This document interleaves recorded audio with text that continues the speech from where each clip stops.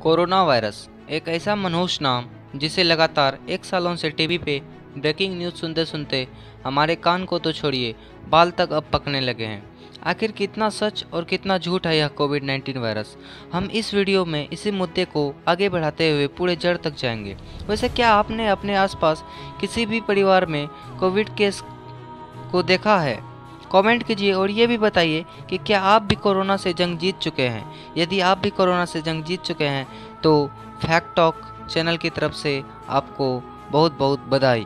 माफ़ कीजिएगा यदि यह वीडियो थोड़ा लंबा हो जाए, पर आज हम यह जानकर रहेंगे कि आखिर कोरोना ने पूरे विश्व को क्यों और कैसे रुलाया और लोगों को कंगाल बनाया।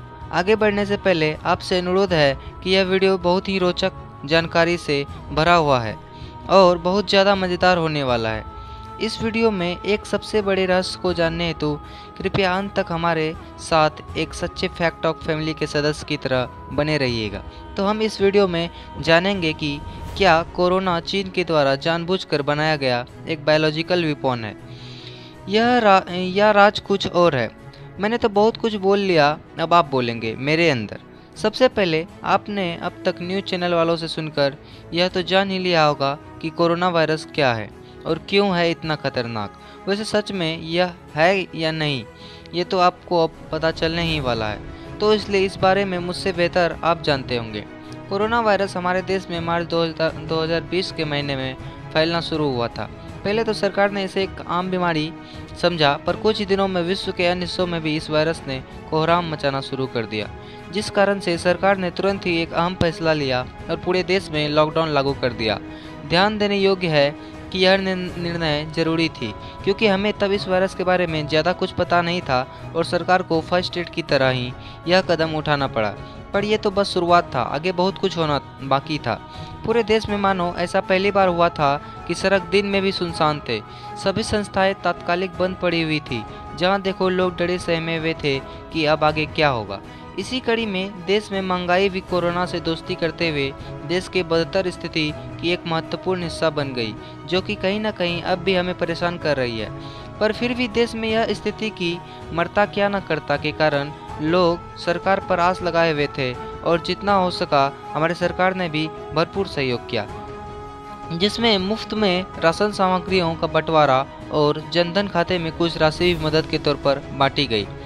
जैसे जैसे दिन बीतते गए उसी प्रकार कोरोना के केसेस भी बढ़ते चले गए। इस वक्त पर ही लोगों को समझ में आने लगा था कि कोरोना से जंग जीतने के लिए इम्यूनिटी यानी रोग प्रतिरोधक क्षमता का मजबूत होना काफ़ी ज़रूरी है, और लोगों ने अपने इम्यूनिटी को बढ़ाने हेतु घर पर ही नियमित रूप से योग करने लगे और आयुर्वेदिक रूप से काढ़ा पीने लगे, जो कि कोविड-19 से लड़ने के लिए बहुत ही ज़्यादा ज़रूरी था और लाभप्रद भी रहा।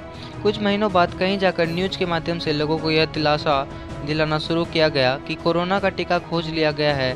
फिर क्या था, सरकार ने तुरंत कोरोना के टीके को उपलब्ध करवाया और सबसे जोखिम लोगों 45 साल से अधिक की आयु वाले लोगों को प्राथमिकता देकर वैक्सीन यानी कि टीका लगाया गया।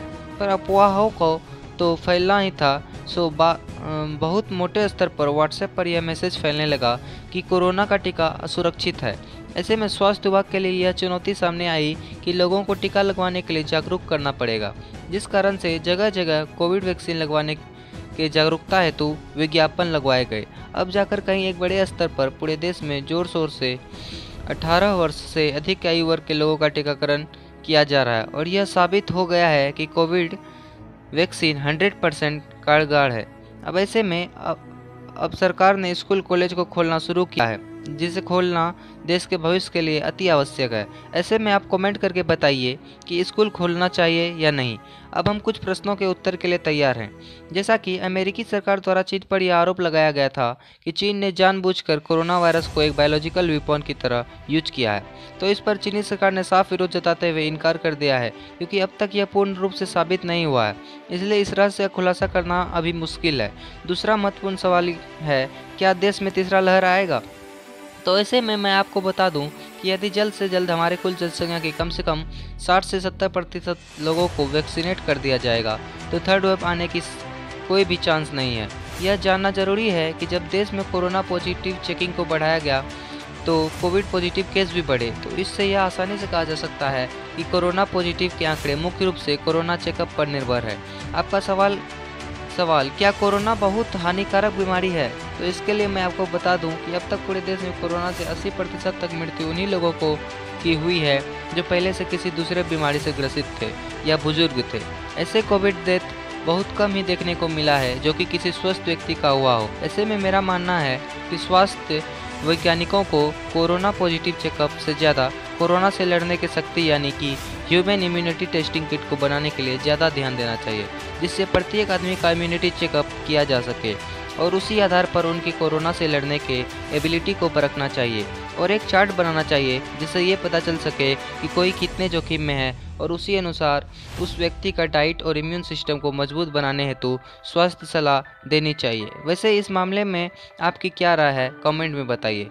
जिस प्रकार देश में स्वतंत्रता की क्रांति फैली थी, मैं चाहूँगा कि ठीक उसी प्रकार यह वीडियो भी फैलनी चाहिए, जिससे आपके साथी और मित्रगणों को सटीक और काम की शुद्ध जानकारी प्राप्त हो सके।